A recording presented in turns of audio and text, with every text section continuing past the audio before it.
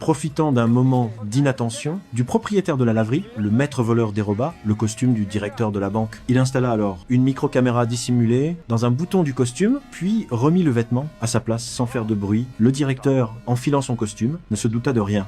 Il continuait même à se vanter devant les clients, affirmant que le système anti-vol du coffre était le plus perfectionné au monde. Selon lui, pour ouvrir la porte du coffre, il fallait simultanément son empreinte digitale et la reconnaissance vocale du directeur adjoint, mais même en cas d'intrusion, il serait impossible de voler les bijoux à l'intérieur. Chaque coffre était fabriqué en verre par balle de haute qualité, nécessitant au moins 30 minutes pour être ouvert. De plus, dès que un intrus entrait dans la salle, les capteurs à ultrasons se déclenchaient et l'alarme retentissait aussitôt. Mais pour un voleur de haut niveau, Jimmy avait déjà tout prévu. Lui et son partenaire se déguisèrent en policiers et se rendirent au banquet. Jimmy prit un verre de vin, fit semblant de trébucher et renversa la boisson sur le costume du directeur pendant qu'il l'aidait à se nettoyer.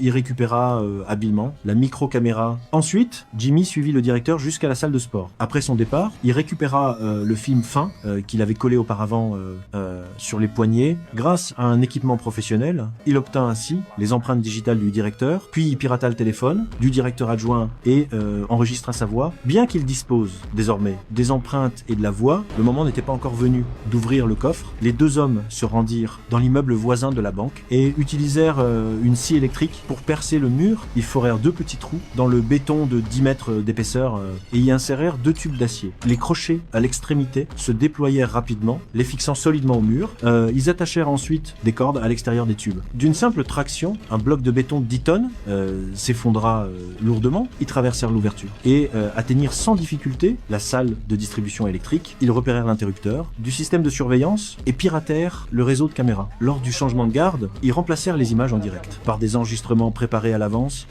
rendant la surveillance totalement inutile. Ils avancèrent alors calmement jusqu'à l'entrée du coffre à l'aide de la voix enregistrée et des empreintes digitales. Ils ouvrirent la porte au même instant. Les capteurs à ultrasons s'activèrent, des faisceaux infrarouges apparurent dans toute la pièce. Alors une question demeure, pourront-ils traverser cette zone mortelle sans se faire repérer?